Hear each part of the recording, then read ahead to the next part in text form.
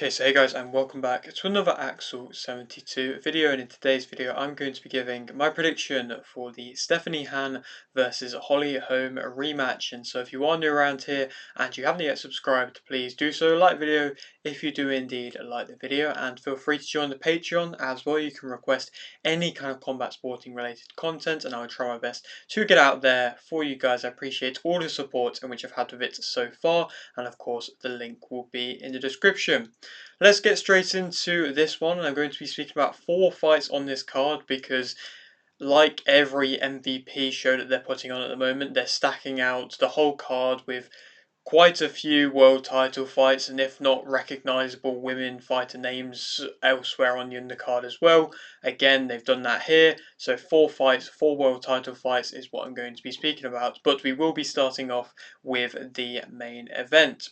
This is a bit of a random rematch to an extent. Obviously, the first fight ended in a bit of kind of controversial fashion with the head clash, which caused a cut on Stephanie Han's head, which was a very minor cut really. To see that made the fight get called was interesting, and it was unexpected in itself because it was a cut that was quite high on the forehead. It wasn't really causing that much blood.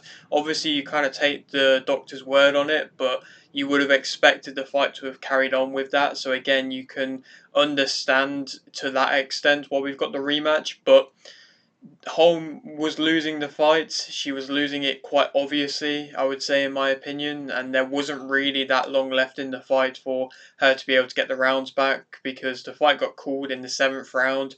There's only 3 rounds, that's 6 minutes, or less than that, 2 rounds. There was 3 rounds. 6 minutes for her to be able to get that back, and it just wasn't really long enough. And all the judges had Stephanie Han winning, and I just felt like it was clear enough that we didn't really need to see a rematch, or at least we could have seen Holly Holm have a fight before then, and we could have then seen Stephanie Han go and fight another big fight, another big name instead.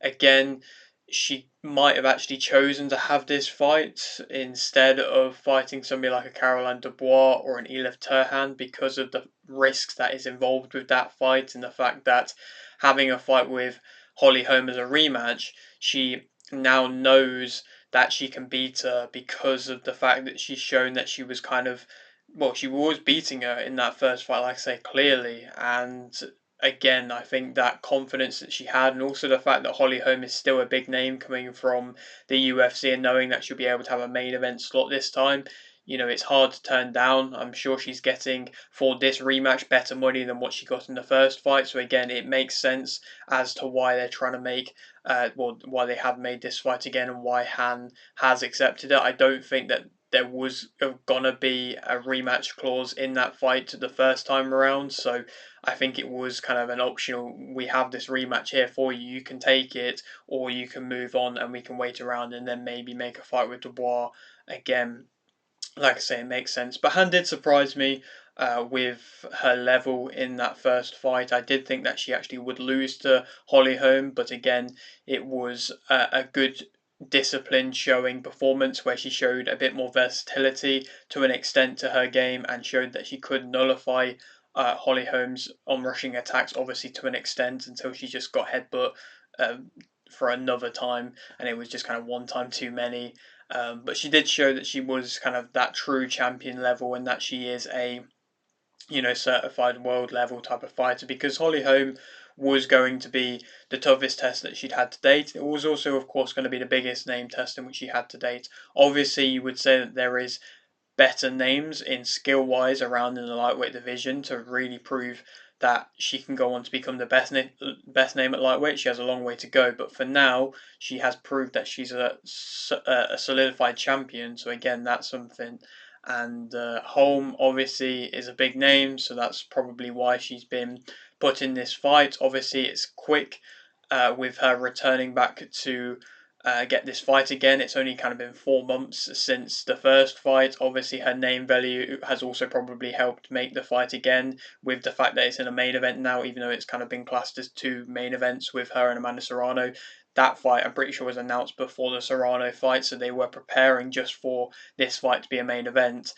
So again, they've got the confidence in the name of Holly Holm, and clearly it sold all right the first time around as well. And we'd like to hope that there'll be some changes in Holly Holm's team and camp. Obviously, there hasn't been that long since the first fight, like I mentioned, 4 months. So you would like to see some adjustments, some changes, some clear changes. Obviously, we've had this opportunity to see Han fight once now against Holm. Hopefully, Holm will be coming in a little bit more disciplined and a little bit less just wild and coming in heavy off balance. We'd like to hope that. Obviously, we will have to wait and see. I feel like there will always be a part of Holly Holm when she fights, which will be a bit reckless and a bit wild. But if you can just tame that a little bit, or at least follow up on punches a bit better, a bit more, then again you can add, of course, to your arsenal from doing that. And that's what you'd like to hope to see in development wise from Holly Holm coming into this rematch. To speak about both fighters skill wise individually, Stephanie Han as a fighter, she was able to find her range very well in the first fight and pretty comfortably, pretty easily. She obviously gets behind her jab very well. I was probably a bit dismissive in my prediction for the first fight, saying that all she was going to do was jab. She was pairing up the jab nicely, but again, she was mixing up her straight shots well, and again, that was a nice kind of display of just straight shot boxing. She was the more controlled, obviously, out of the two. She can get back to the basics and just reset in general better and get back to that mid range position continuously. Whenever Holm kind of closed the distance, smothered it, the ref, of course, stepped in, pushed it back, or it broke itself and then got back to that mid range distance. And then obviously, Han was able to work from there well. She can set her feet for strong counters. The counters in which she was actually throwing and timing on Holm, which is again a surprising kind of set of stronger punches in which I'd seen from Stephanie Han. They did look good as well. And again, you could see that the gaps were there when Holm was coming in to get countered. Obviously, countering Holly Holm isn't the same as countering maybe like a Caroline Dubois or something like that, but she did show that kind of level of ability where she was confident enough to do that, and again to set her feet and throw a bit more intent as well. She was working nicely, kind of low to high with some of her punches, and that kind of end shot, which was going high, was nice. I think she was the more accurate out of the two. I wouldn't say she was crazily accurate, but I would just say in general, she was just landing her punches a bit more frequently. She paired up her straight shots nicely. She's best in general at a range, I still believe. She's got good hand speed. I would say she is clearly the faster fighter out of the two of them, and I think she manages the range better. It was interesting to see that like I said, the fight was continuously getting back to that range, and there was times in which the fight was at a range and Han was just having the more success, and whenever it was at that range she was just doing more than whenever Holm got in close. Whenever Holm got in close, it was a lot more messier. It was like, say, a single to just get her in, and then it was a bit more rugged. Again, she was managing the range better and even seemed comfortable. She was tense and she did seem a bit uncomfortable in close when she was throwing, but she seemed comfortable enough with Holm rushing in, knowing that she would then get to be allowed to be back at a mid range where she could go back to doing her work again. And I think in general she was good, just controlling the fight, obviously that bit more. Negatives as a fighter for Holm. Her head is clearly on the line quite a lot. Again, the kind of big overhand could land at times. Again, that was predictable, but obviously it was still getting to the target at times from Holm. She does go back in lines. She stands pretty tall as well. Again, when it was in the clinch, there was times in which Holm was able to land because she was still just standing tall. She, again, I still believe is uncomfortable in close and very tense at times. She's physically not that strong, but again, that physicality I thought would have played a bit more of a factor and still could play a factor in this rematch, but it didn't seem too bad in the first fight. I still believe her chin is exposed. I think she can now actually start to load up a bit more and kind of take a big punch to then try and land one. When she was landing the nice counters on Holm, she then was trying to do that again and again, and again she was waiting a bit too long and getting caught out with bigger punches from Holm from when she was doing that. Again, she needs to be wary of when she is going to go for these time shots. Again, they are there to be thrown, but it is difficult to be able to consistently do it because of the fact that Holm's closing the distance quite quickly. So again, she has to be wary of that. She again doesn't really switch up her hook. She didn't really throw all too many hooks at all in the first fight, and even the hooks in which she does throw, they're kind of arm hooks. They've not got the same kind of mean intent coming from them as to what Holmes does. She doesn't really feint at all. I feel like a couple feints could really bait Holm in. A couple feints, a backward step could really bait Holm into overcommit and then to just get caught. But again, Han wasn't really doing that. Holm, as a fighter, especially again in that first fight, she obviously was throwing more hooks and she came in with the on-rushing attacks, which, you know, if you don't get that time shot down, then it is difficult to be able to handle and to deal with and to know where to be. And when Han is so tense, again, that can lead to her then being misplaced and to seem a little bit messier. She wasn't really getting discouraged at all home when she was coming in, even though she was getting countered at times.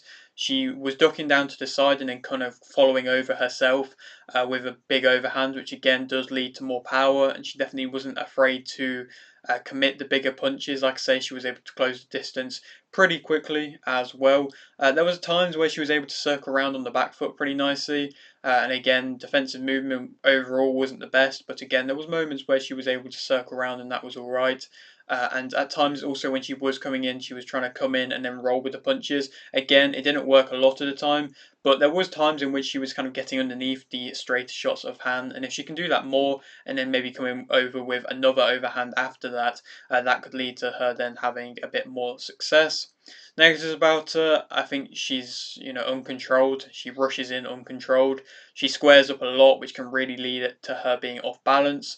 Her head movements, again, is just pretty minimal. She, I suppose, has a bit more head movement with the fact that she ducks down, but I suppose defensive head movement, especially when it gets reset, again, is just minimal. She can leave that gap down the middle when coming in, which was what was perfect for Han to counter. She can become predictable coming in with that overhand. Again, did seem to become more and more predictable. She can, like I say, definitely come in off balance when she is squaring up. It was a very wide kind of squaring up, and again, that did not look good. She can wait too long to commit at times as well. Again, just waiting that bit too long and not really doing too much because she does forget her jab or any kind of setup herself. She can smother a lot of her work. She was doing that, and again, it might have frustrated Han to an extent, but again, it inevitably led to the fight being back in a position where Han was the more comfortable fighter. And I mean, like I mentioned, she kind of ducks off to the side when she's throwing, but she can also have times where she's ducking off and putting her head down at the same time, which again just isn't the best of looks because it means you're not really seeing where you're throwing either. And again, that can just add to the uncontrollingness, if that's even a word, of what she is doing. Who do I think is going to win this fight? I think that Stephanie Han's going to do it. I think she's going to win again. I think she's going to win via unanimous decision. I think it is going to be another solid performance. I think it's going to go the same kind of way in which it went the first fight. I don't feel like enough would have changed in the 4 months for Holly Holm. I think she is going to be messy still. I think Han's going to have improved and gotten a bit more comfortable under pressure again. I think she will know when to tie up, know when to clinch herself, Stephanie Han, and that would just go into her favour. And I think again the time shots will be a bit better. I would like to see her spray out more straight shot combinations that bit more with the faster hands. And I think, like I said, it's shown that she is a more disciplined, complete boxer in my opinion, and can lead to again maybe not causing as much damage, but again just consistent kind of working away, chipping away, which I think again will inevitably lead her to get a pretty comfortable, to an extent, it'll be an uncomfortable fight, but a comfortable scorecard win, I would say, for Stephanie Han. And then, I mean, who she can go on to fight next, if she is going down the route of defending her title some more. Morgan is a fight in which could happen, or Bass. Bass is a German undefeated fighter. Morgan, I know of her. She's coming from super featherweight to lightweight, and I think she has fought at a decently high level. She might have fought Amanda Serrano. I might be wrong, but nonetheless, she's got a good resume as well.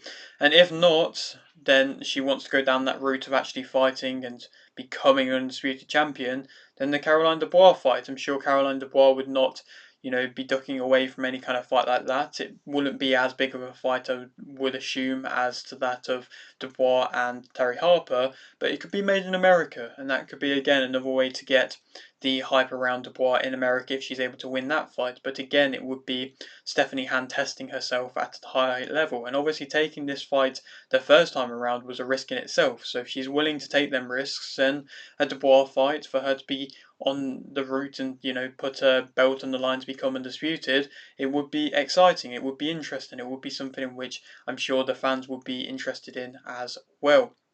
Moving on to the co-main event, or the actual paired main event as to what they're selling it as, is of course Amanda Serrano versus Cheyenne Hanson for the WBO and WBA World Featherweight titles. And this is a bit of a random one to have on this card. It's kind of showing off again the amount of titles in which MVP can have on all of their shows. Again, with the amount of female fighters they have, they're just constantly just chowing out title fight after title fight, and again they're able to do that here, especially with a big name like Serrano. It's good and it's an addition to the card.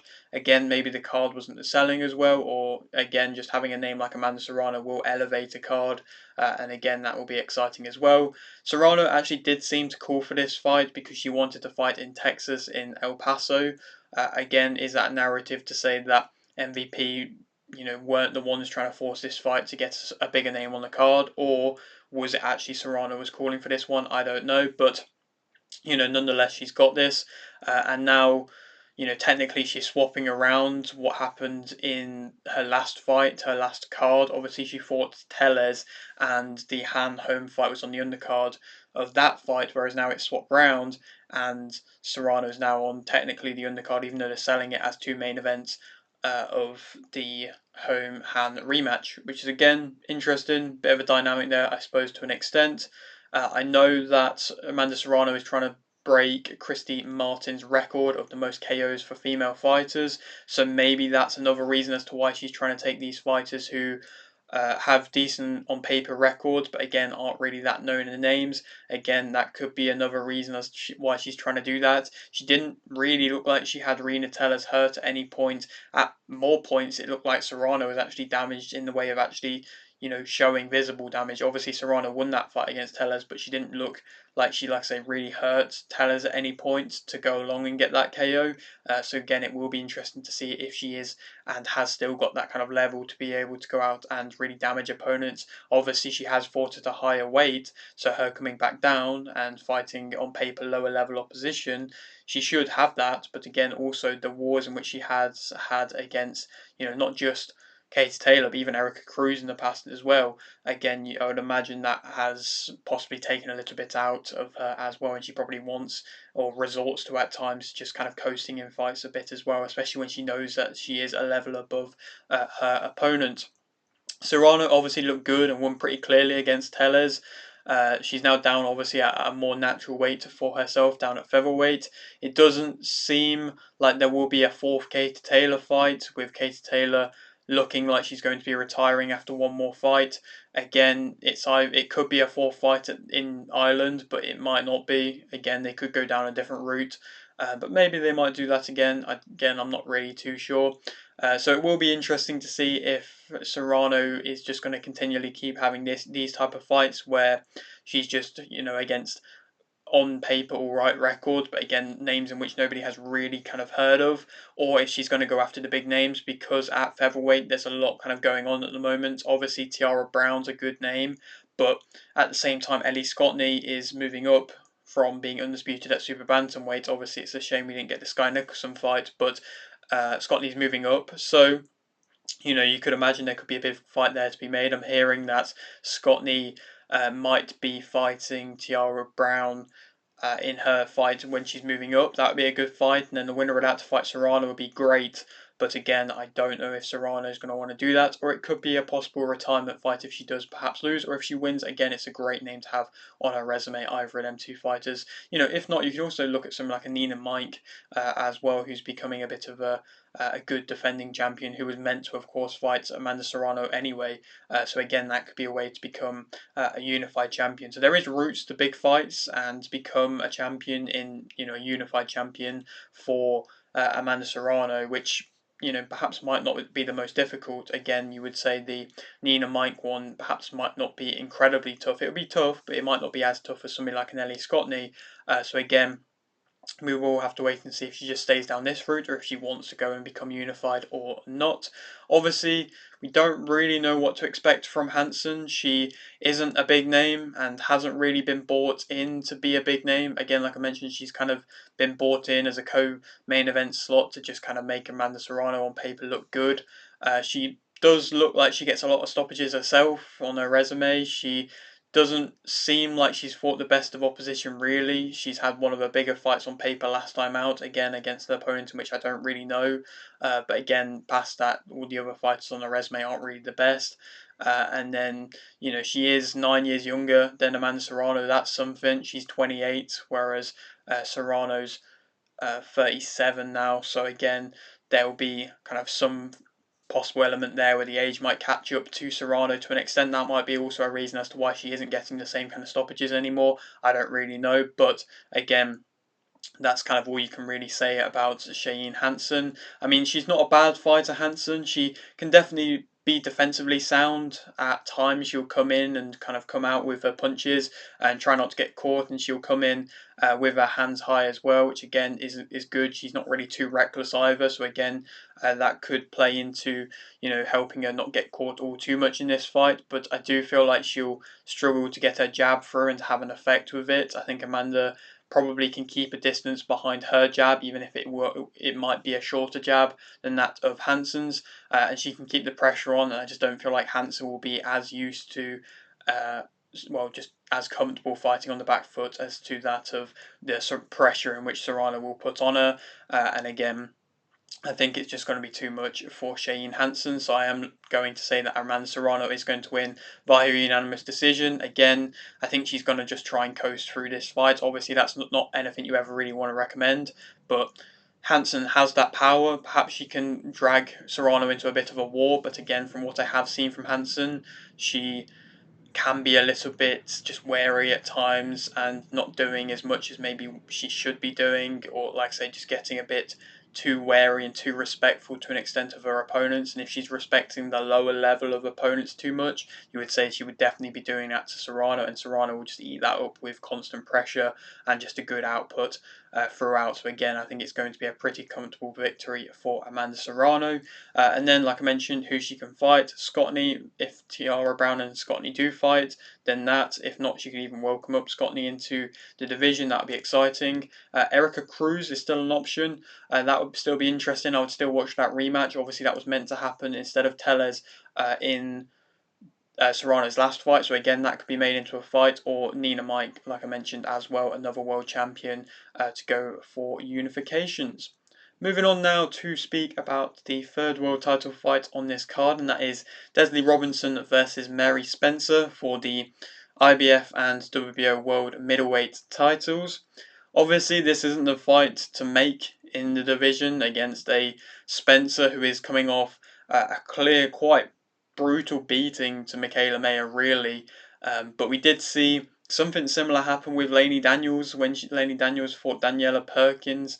Not Daniela Perkins. She fought Shadesha Green not that long ago, a couple of weeks ago. So of course, you do really never know, especially with fighters moving up in weight. We've seen uh, Spencer be able to get stoppages. She's got stoppages on her resume more than I think Lainey Daniels ever had. So again, she's moving up in weight as well. The power might be something a bit different. Robinson isn't as good of a fighter as that of Michaela Mayer. That's quite obvious as well. So again, there is things to look at and dynamics to take in, which might be able to sell the fight as a possibility. Obviously, like I mentioned, we kind of all wrote off Lainey Daniels and she was able to get the win. So, of course, like I mentioned, you do never know. Robinson has been on a good run as a unified champion. Obviously, the level isn't the best because of the fact that the division isn't the best, but she can, of course, only take the names available to her. She is coming off a TKO win last time out as well. Which was nice because that was her kind of welcoming into most valuable promotions, I'm pretty sure. So again, that was exciting and good for her to be able to get the eyes on her and to get the eyes on the division as well. And it is nice, like I mentioned, in general, to see the middleweight division be put on a platform. Of course, she's fighting on ESPN with this fight, but Kay Scott has been fighting on DAZN as well. So again, both of the champions at middleweights in the women's division have been put on a much bigger stage in which they have ever before, really. Obviously, when they both fought last time, Kay Scott and Robinson, they were both on No Limits Boxing, but it's just not kind of the same big stage as to what this is. So again, that's nice. And you would imagine if Robinson wins this fight, there could be a trilogy in the future between Robinson and Kay Scott, and that's kind of what you would be hoping for. And that was kind of the fight in which I was hoping for this one. Obviously, that would require Solid Promotions to work with MVP, and also, now that MVP are on ESPN, I don't know how keen they're going to be for working with other promoters who are going to be wanting to have their shows on the zone. Again, I don't really know, but you would like to hope that trilogy would happen at some point, even though I think Kay Scott was fortunate to get a title shot again in the first place. Spencer, I mean, I do just think she's not an awful name to have on anyone's resume. I mean, she has only really lost to the big names in the division, kind of Femke Hermans and Michaela Mayer. And obviously, she's moving up now into division. You would imagine she was probably just a name that was available when Robinson wanted to return. And I mean, she actually will be coming in as the taller fighter, even though she's moving up in weight. So again, that size dynamic will be something as well. You would imagine something would have been taken out of her from the beating she took from Michaela Mayer. And she will be coming in as the older fighter as well at 41, whereas Robinson is 38. Again, all these factors not really looking like it's going in Spencer's favour. But at her best, Spencer, she does pair up her hooks well, and she does have a decent snap to her punches as well, which I'm sure will, be impactful coming up in weight. But Robinson, she doesn't have the best defense. She's a bit more of a defensive actual type of fighter, but she keeps her head on the line. She can be quite stiff at times, but she can keep a distance, manage that distance well, keep behind the jab, like I say, get that work going at a mid-range better. And I'm leaning towards a Desley Robinson unanimous decision victory. I think it is going to be a pretty comfortable performance. I think Spencer will show more than what she did against Mayer, because Mayer was quite brutal in the way that she fought her. It will be a different type of style from Robinson, which probably will favour Spencer at times to just not get hurt as much. But I still think Spencer will just be walking onto Robinson's jab. I think it will lead to be a more mid-range type fight at times, and even when Robinson fights a bit more of a war of a fight like she did against Kay Scott, she's still kind of outstretching all of her straight shots. So again, you would imagine that Spencer just won't be able to get close enough to be able to pair up enough. Of course, she could land some big shot, which really catches Robinson off guard by a punch in which she hasn't really had to deal with from that level of power before. But again, I just don't think she will be able to land it, and I don't think it will be this drastic power. And again, I think Robinson will, like I say, win a unanimous decision. And then who she can go on to fight next? I mean, the Scott trilogy is what everybody would be wanting to see at middleweight, just to get a undisputed champion, even though nobody really cares for the actual trilogy in the first place because of how one-sided the second fight really was. But if not, I mean, a Laney Daniels rematch. Desley Robinson did fight Laney Daniels a few years ago before I think she ever fought Kay Scott. Obviously, he was at a different weight division, and Daniels is up at super middleweight, but she could move down to middleweight to get that fight, and it could be a good all Australian fight, to be fair, if they ever do an MVP Australian card. If not, I mean, Tam Theobald is a really exciting name at middleweight, and of course, she's with MVP, but I just don't know if they're quite ready yet to put her in for a title shot. I would see it now, but again, I just don't know if they're quite ready just yet. But she is, like I say, a really exciting name, and I am curious to see when she does and most inevitably get her title shot, how she deals with that and who she could be up against as well, because the range of her against the range of Robinson could be, like I say, a very interesting dynamic as well. Moving on to the final fight, which I'm going to be speaking about on this card, and that is Yokasta Valle versus Lourdes Juarez for the WBC World Light Flyweight title. And this is actually a very underrated fight on this card. It's sat so low down on the card. I mean, it's the lowest one, in the world title category on this card, and it probably is because it's a real low weight division. But this is champion against champion.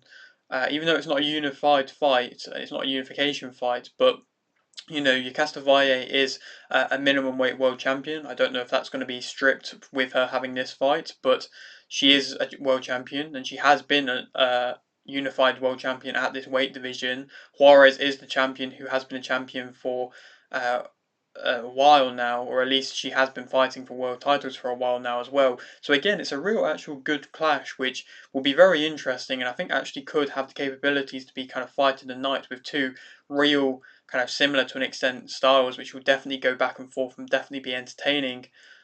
Juarez first fought for her belt 6 years ago. Well, fought for a world title belt 6 years ago, being Super-Flyweight champion. But after two competitive losses and coming down to the light flyweight division, she of course was able to win a world title in the light flyweight division, and she has looked good. Of course, now she's on to her third world title defense now, and she does seem to be finally fighting bigger names with her, of course, last time out beating former champion, who obviously had a bit of time off, was coming off a really good run in Yeskaneri Plata, who of course is also fighting on this card as well, and is also taking a top name in this fight against Yokasta Valle. She really didn't have to welcome up Yokasta Valle for this fight, but again, fair play to her.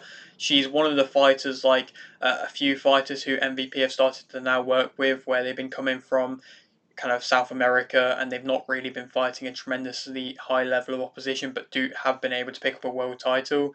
And they've either been exposed or they've actually been shown as a really good fighter.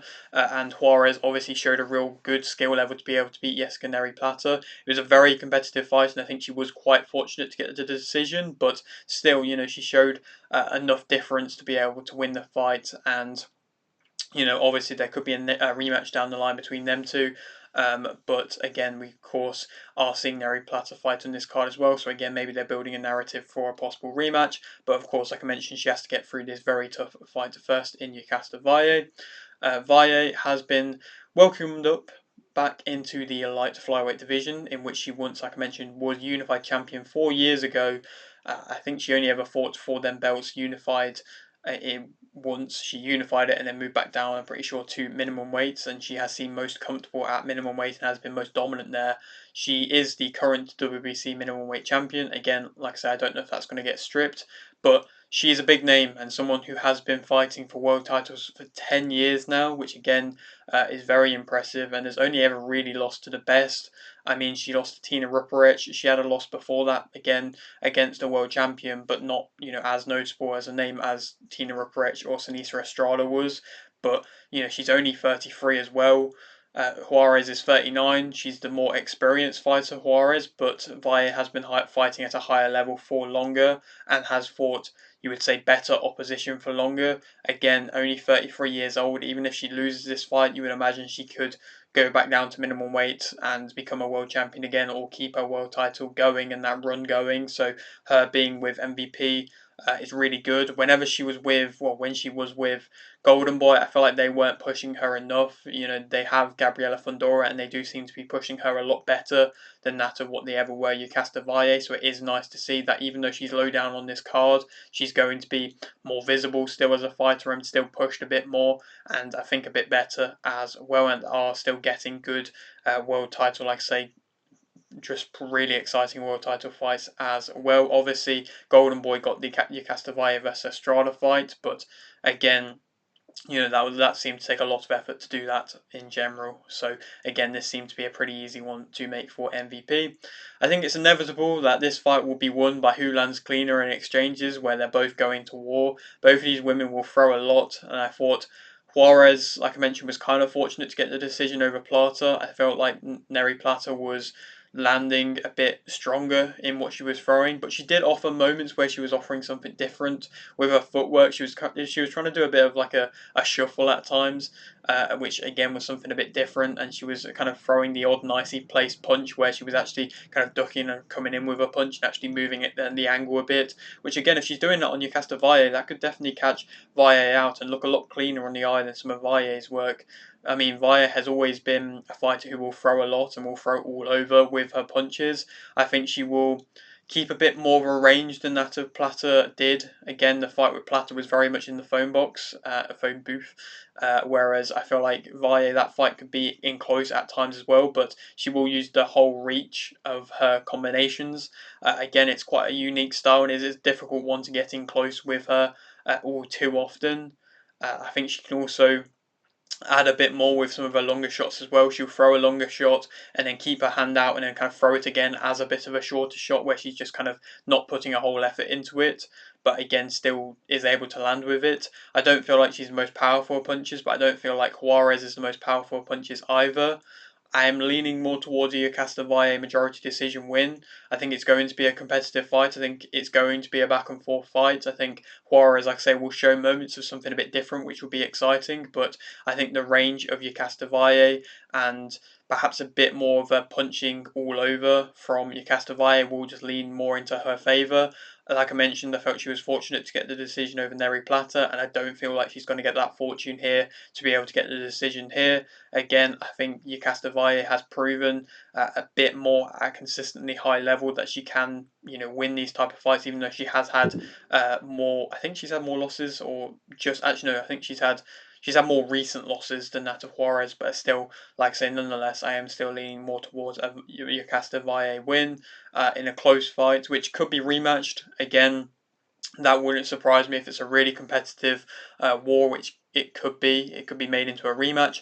If not, then Bermudez has just signed with MVP. She's fighting Osorio in a fight. Bermudez is a unified champion at the moment. She has the rest of the belts at light flyweight, I'm pretty sure. So that could be a really exciting fight, and I'm sure that is probably the fight in which MVP is looking for next for the winner of this fight. So again, that could be really interesting for an undisputed champion. Or, of course, like I mentioned, Neri Plata is fighting on this card against Cibrian. I don't know if I pronounced that right, but if she's able to get through that fight, which I think actually will be quite a competitive fight as well, then I think Neri Plata, obviously, when she was champion, she's got some really good kind of names and wins on her resume. So again, that could be a fight to be made there as well. There definitely is some good fights there to be made in the light flyweight division. But yeah, that is it for today's video. Hope you did enjoy. Like the video if you didn't, like the video, subscribe if you're new, and thanks for watching.